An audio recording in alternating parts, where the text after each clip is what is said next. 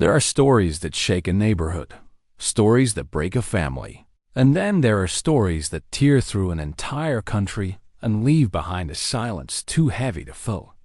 This is one of them. It begins with a little girl, a child who should have been safe, loved and protected, but instead became the center of a tragedy that no one could comprehend. Her name was Nathalie Lee Miller, and she was only 3 years old. She had blue eyes that sparkled when she laughed, a giggle that filled rooms, and an imagination that turned every small moment into something magical. She loved pink dresses, pizza, and animals. Her favorite stuffed bunny went everywhere with her. It was more than a toy. It was comfort, protection, and love wrapped into one. But love can't always save you when adults stop doing their jobs. When you look at photos of Nathalie, it's impossible to see the danger around her. That's what makes this story so haunting. She looked happy, just another toddler with pigtails and sunshine in her smile. Yet behind those photos was a truth so dark it would leave even hardened investigators in tears. On a quiet Sunday in March 2009, a 911 call shattered that illusion. Paramedics rushed to an apartment in Visalia, California, where a man stood in the street holding a limp child in his arms. Her skin was pale, her body cold. They tried everything, desperate to restart her tiny heartbeat. But within minutes, 3-year-old Nathalie was gone. Her short life ended not by accident, but by the hands of the very people who were supposed to protect her. What followed wasn't just a criminal case. It was a national reckoning about denial, love, and the terrible price of silence. Because the truth is, Nathalie's death didn't happen suddenly. It happened in slow motion, over months of bruises dismissed, warnings ignored, and choices made in the name of love that turned lethal. This isn't a story about monsters hiding in the dark. It's about monsters we invite in, the ones we convince ourselves are safe because facing the truth is too painful. Before the headlines, before the flashing lights and the trial, there was just a little family trying to make it work. Nicole Lee and Troy Miller met in 2000, fell in love fast, and like many young couples, built a future around promises they thought they could keep. When Nathalie was born in the summer of 2005, she became the center of their world, a beautiful, easygoing baby who could make even the worst day feel better. For a while, it seemed simple. There were birthdays, family photos, and the kind of fragile peace that makes you think love can fix anything. But love alone isn't enough when cracks begin to show. By the time Nathalie was 2, her parents' relationship had fallen apart. Troy stayed involved. He never stopped being a father, but the separation split more than just a household. It split responsibility. Nicole became the primary caregiver, while Troy visited often, doing everything he could to remain in his daughter's life. He adored her. He'd drive hours just to spend an afternoon with her, taking her to the park, watching her feed the ducks, listening to her sing made-up songs about her stuffed bunny. He was the kind of dad who knew her laugh by heart. But the problem wasn't Troy. It was who Nicole chose to let into their lives next. In 2008, Nicole met Ryan Jones, a man who appeared to be the answer to her loneliness. He was charming, attentive, the kind of person who said all the right things. At first, even Troy wanted to believe he might be good for them, someone who could help raise Nathalie when he wasn't there. But very quickly, the image cracked. Ryan's temper didn't come in explosions. It came in quiet bursts, in sharp tones, in small moments that Nicole brushed aside. He yelled too loudly. He drank too much. He apologized too easily. And like so many abusers, he had two sides, the one the world saw and the one that showed up behind closed doors. At first, Nicole didn't want to admit what was happening. It's easy to see now that denial became her armor. She told herself he was just stressed, that he loved Nathalie, that accidents happen. But love built on excuses is never love at all, it's control. And while she convinced herself she was holding her family together, what she was really doing was standing by as it slowly fell apart. The first signs of danger rarely come as screams, they come as whispers. And in the case of little Nathalie, those whispers began months before her death. In the fall of 2008, Troy began to notice bruises on his daughter's small arms, faint marks on her shoulders, tiny patches of skin that didn't make sense. He asked Nicole about them, but she brushed it off. "She's just clumsy," she said. "You know how active she is." But Nathalie's body was starting to tell a story that her mother refused to hear. One weekend, when Troy was helping her change, she winced as he brushed her side. "Ryan fights me," she said softly. Then, with the innocence only a child could have, she showed him how mimicking punches with her little hands. Troy froze. His stomach dropped, rage and disbelief fighting inside him. He called Nicole immediately, but she was dismissive. He'd never hurt her, she said. "You're overreacting." But he wasn't. The next time he saw his daughter, the bruises were worse brown and fading, the kind that take days to heal. Nathalie flinched when he touched them. Her explanation didn't change. Ryan had been fighting her again. Then she said something that would haunt him forever. "He threw me into the sink." When Troy confronted Nicole again, she insisted it was an accident, claiming Nathalie spun around and fell into it herself. It was the same pattern: deny, excuse, move on. But the lies were piling up. There were burns on her ears from what Nicole later admitted was a blow-dryer accident. There were marks on her legs and chest. Her once bright personality had started to dim. Yet still, no one called the police. Not Troy, not Nicole's friends, not even Jessica Rosales, the family friend who saw the injuries firsthand and begged Nicole to leave. Jessica offered to take Nathalie herself to keep her safe, but Nicole wouldn't allow it. "We're fine," she said. "You're overreacting." That phrase would become the epitaph of denial. Because in hindsight, every adult who loved Nathalie saw something, and no one acted fast enough. The bruises became warnings carved into her skin, and each one was ignored. It's easy to ask why now, years later, but in that moment, they all believed there would be more time to fix it, time to intervene, time to save her. But time was running out. By March 2009, the cracks in Nicole and Ryan's relationship had become canyons. Friends said Nicole seemed exhausted, distracted, almost robotic. But instead of leaving, she moved with Ryan into a new apartment, an attempt to start fresh. Though what she was really doing was locking herself and her daughter into isolation. For a short while, it seemed quiet. No new injuries, no frantic calls, no new arguments. But that calm wasn't peace. It was the pause before the storm. On March 18th, Nicole called Troy, saying she'd bring Nathalie over for the day. When he saw his little girl again, she looked happy but fragile, clinging to him like she didn't want to let go. They spent the day together playing, laughing, taking photos. For once, she seemed safe.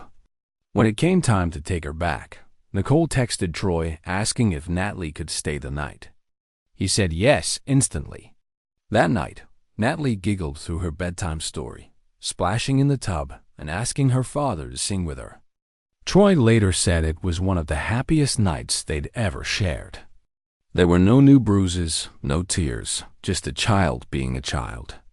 But when morning came, the fear returned. As soon as Nicole's car pulled into the driveway, Nathalie ran and hid. "I don't want to go," she whispered. Troy tried to comfort her, promising she'd see him soon, but she wouldn't even look at him.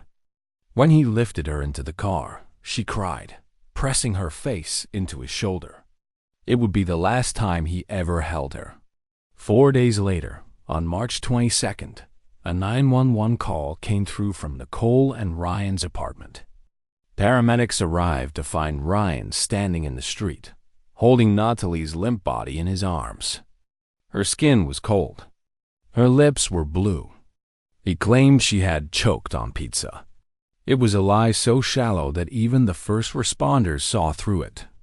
Detective Jared Hughes arrived minutes later and saw the bruises immediately on her chest, shoulders, back, thighs, and even her nose. These weren't new injuries. They were layers of old and new pain, the history of her suffering written across her skin. Paramedics tried CPR, begged for her pulse to return, but at 6:13 p.m., 3-year-old Nathalie Lee Miller was pronounced dead.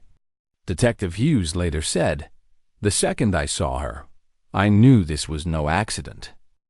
At the hospital, the chaos gave way to silence. Doctors and nurses worked frantically, but the bruises told a story no one wanted to read. Detective Jared Hughes stood in the corner, his jaw tight as he watched the medical team's hands move with desperate precision. But within minutes, the flatline came and stayed. They had lost her. When he examined her tiny body more closely, what he saw made his stomach turn. There were bruises on her chest, her shoulders, her back, her wrists, and even her inner thighs. There were burns around her ears and swelling in her abdomen. These weren't signs of a fall or a choking incident. They were signs of torture. And while the doctors fought to stabilize her, Ryan Jones, the man who was supposed to protect her, stood nearby with dry eyes. His voice calm, repeating the same empty story. She was eating pizza. Then she just stopped breathing.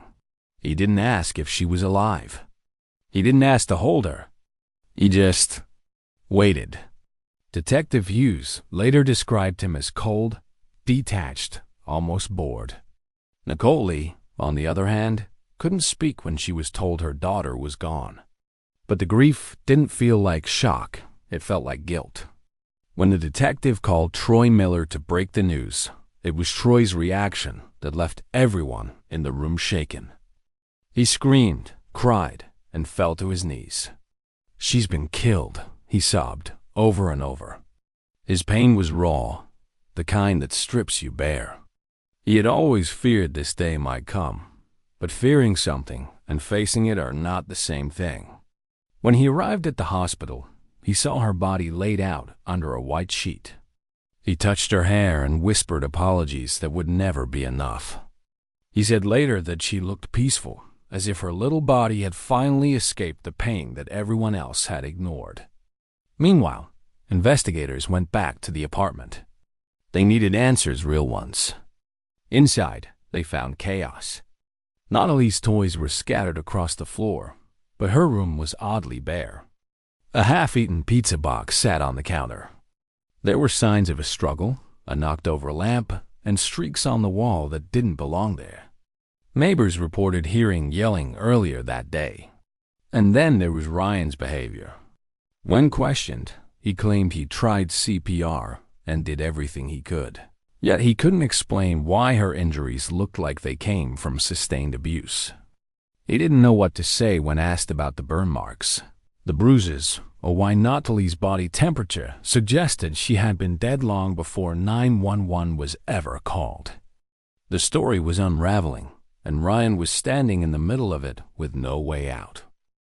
The next 48 hours became a blur of interviews, evidence collection, and heartbreaking realizations.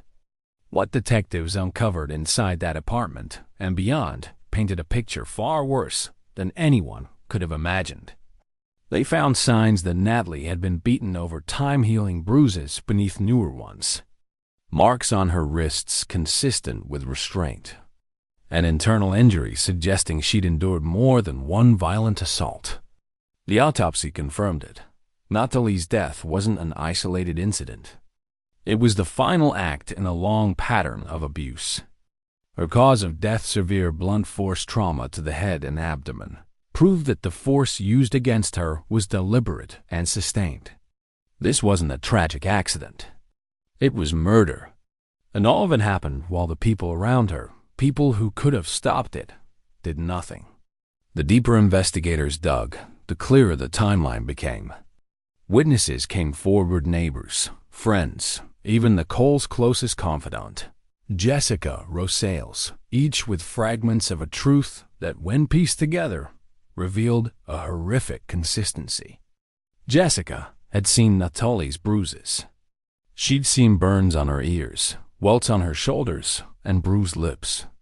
She'd taken the child to a clinic once, where a nurse noted fresh injuries. Nicole had begged her not to report it. "It'll just make things worse," she'd said. Worse for who? That question haunted Jessica when she later learned that Nathalie was dead. She told police she had even offered to take Nathalie herself. "Let her stay with me until you figure things out," she had pleaded. But Nicole refused, defending Ryan every single time. The more evidence surfaced, the more investigators realized Nicole wasn't just a bystander. She was an enabler. She had chosen to protect her abuser rather than her child. One piece of evidence stood out: surveillance footage from a McDonald's just days before Nathalie's death. It showed Ryan scolding and grabbing her harshly, while Nicole sat beside him, silent, her eyes fixed on her phone. The child looked terrified, shrinking into her seat while her mother looked away. That image became symbolic of the entire case: a small child begging for safety in a world that kept turning its head. Meanwhile, forensic analysts reviewed phone records and messages between Nicole and Ryan. Their exchanges after the incident were chilling. Instead of anger, instead of outrage, Nicole offered love. "I'm with you 100%, she told him in a recorded jail call. "I love you." The same man who had killed her daughter. The same man who had turned their home into a chamber of pain. The words confirmed what investigators already feared. This wasn't just a story about one man's violence. It was a story about a woman's dangerous denial and the silence that kills. By March 25, 2009, 3 days after the 911 call, detectives had gathered enough evidence to make their move. Ryan Jones was arrested and charged with second-degree murder and felony child abuse, resulting in death. The arrest report described him as unmoved, a man whose only reaction was to ask if he could smoke before being taken in. But beneath that cold exterior was years of control, manipulation, and violence. Investigators believed that Ryan's abuse had escalated over time, and that March 22nd wasn't the first time he'd hurt Nathalie, just the last. When police escorted him from the apartment, neighbors lined the street, watching in silence. Some cried. Some shouted. One woman yelled, "Monster." Ryan didn't even flinch. He turned his head slightly, smirking, as if none of it mattered. For Nicole Lee, the arrest should have been the moment she broke free, the moment she faced the truth about what had happened to her child. Instead, she defended him. She visited him in jail. She wrote letters. She told anyone who would listen that it was all a misunderstanding. He loved Nathalie, she said. He'd never hurt her. Those words, spoken after autopsy photos, had proven otherwise, cut like a blade through every heart that heard them. Investigators couldn't understand it at first. How could a mother see her child's injuries, watch her suffer, and still protect the person responsible? But psychologists who later reviewed the case said it wasn't just denial. It was dependency. Nicole's world had become so wrapped around Ryan's manipulation that she couldn't separate love from control. It's a tragic pattern seen in too many abuse cases. Victims defending their abusers, even when the cost is their own child. Months later, as the investigation continued, prosecutors decided that Nicole wasn't just negligent, she was complicit. She had ignored every warning, dismissed every bruise, and silenced every cry for help. In October 2009, Nicole Lee was arrested for felony child endangerment resulting in her daughter's death. The community's response was immediate and furious. People who had once pitied her now saw her differently, not as a grieving mother, but as a woman who chose the wrong side of love. The 2 trials that followed would reveal just how much she knew, how long she stayed silent, and how deeply her choices contributed to a tragedy that never had to happen. Years passed before the courtroom doors finally opened, but when they did, the weight of what had happened filled every inch of that space. Ryan Jones's trial began first in late 2013. By then, every detail of Nathalie's final days had been dissected, documented, and displayed. The prosecution didn't need to exaggerate, they just had to show the truth. The photos of her bruises, the autopsy reports, the testimony of neighbors and medical experts, each one was a nail in the coffin of Ryan's lies. The jury sat in silence as witnesses described the months of escalating abuse, the screams that neighbors sometimes heard through thin apartment walls, the cold way Ryan had carried her lifeless body outside and lied about pizza.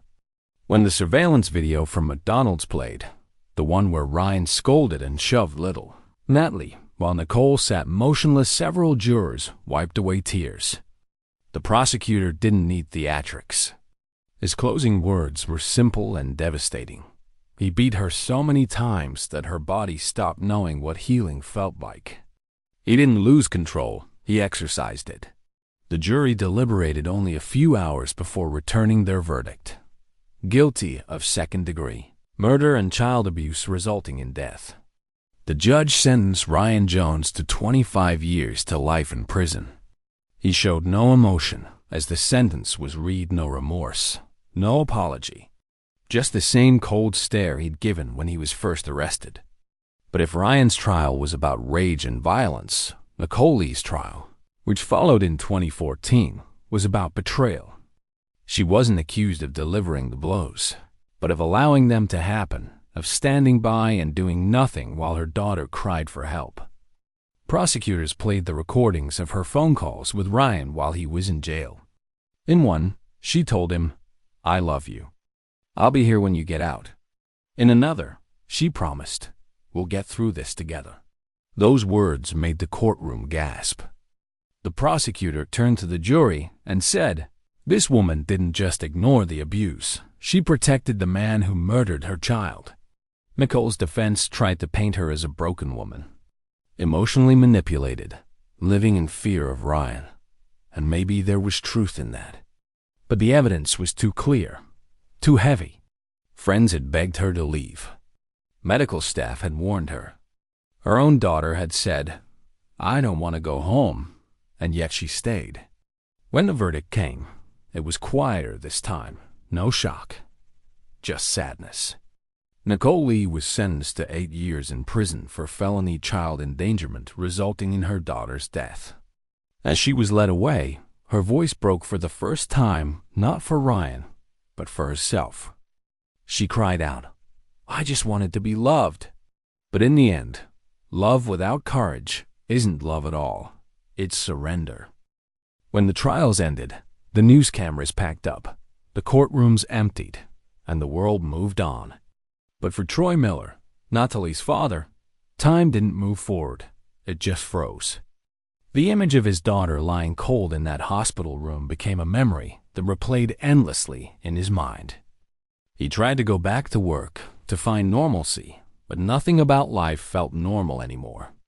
Every laugh of a child in a grocery store, every pink dress in a shop window, every song she used to sing, all of it cut through him like glass. The guilt was unbearable. He had seen the bruises, heard the whispers, and told himself there would be time to act later. But later never came. "I should have called," he said in one interview, his voice shaking. "I thought I could handle it quietly. I thought she'd be okay. I was wrong." That sentence, "I was wrong," became the heart of his mission in the years that followed. Troy began speaking at schools, parent groups, and community centers about the importance of reporting suspected abuse, no matter how uncomfortable it feels. He didn't want sympathy. He wanted action. If something feels wrong, he told crowds, say something. Even if it's someone you love. Even if you're scared to lose them. Silence is what killed my daughter. He worked with advocacy organizations to raise awareness for child welfare reform, lending his voice to campaigns about mandatory reporting and community vigilance. Natalie's story became a rallying cry, a reminder that evil doesn't always come from strangers lurking in alleys. Sometimes it comes from inside the home, disguised as love. The community in Visalia began organizing annual remembrance vigils in her name. Every year, families gathered in a small park near her old daycare, holding candles and releasing pink balloons into the sky. Some brought teddy bears. Others brought letters for Nathalie that they read aloud before letting the wind carry them away. Troy always spoke last. He would hold her bunny, the same one she used to sleep with, and remind everyone that awareness isn't enough. Love isn't saying I care, he'd say. Love is protection. Love is stepping in. Love is loud. Slowly, his pain became purpose. But even in the light of his advocacy, the shadow of what happened never disappeared. Because when a child is taken by those meant to love her most, the wound doesn't close. It just becomes a scar that teaches others to listen when a whisper sounds like a warning. There are stories that demand justice and others that demand remembrance, but Nathalie's story demands both. It's the kind of story that doesn't end with a verdict or a prison sentence. It ends when we finally learn what it was trying to teach us. Because in the quiet after the outrage, when the headlines fade and the world looks away, one truth remains. A child is gone not by chance, not by fate, but by the choices of those who were supposed to love her. Nathalie Lee Miller's short life was full of light. She was the kind of child who laughed with her whole body, who ran everywhere instead of walking, who believed the world was kind because her father made it feel that way. She didn't understand cruelty. She didn't know that monsters can hide in plain sight, wearing the face of someone her mother trusted. That innocence is what makes her story unbearable, and yet it's what gives it power, because her death didn't just expose one man's violence. It exposed a chain of silence that let it happen. The warning signs were there. The bruises, the burns, the fear. Everyone saw something, but everyone hoped someone else would act. And that's the danger of hesitation. It disguises itself as compassion when really it's paralysis.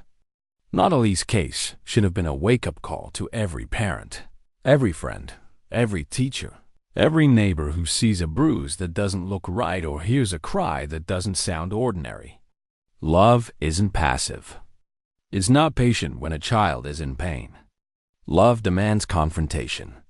Love means calling the police, even when you're scared of being wrong. Love means choosing protection over peace. Troy Miller will spend the rest of his life wondering what would have happened if he had made that call sooner, if he had been louder, if he had trusted his instincts over his hope.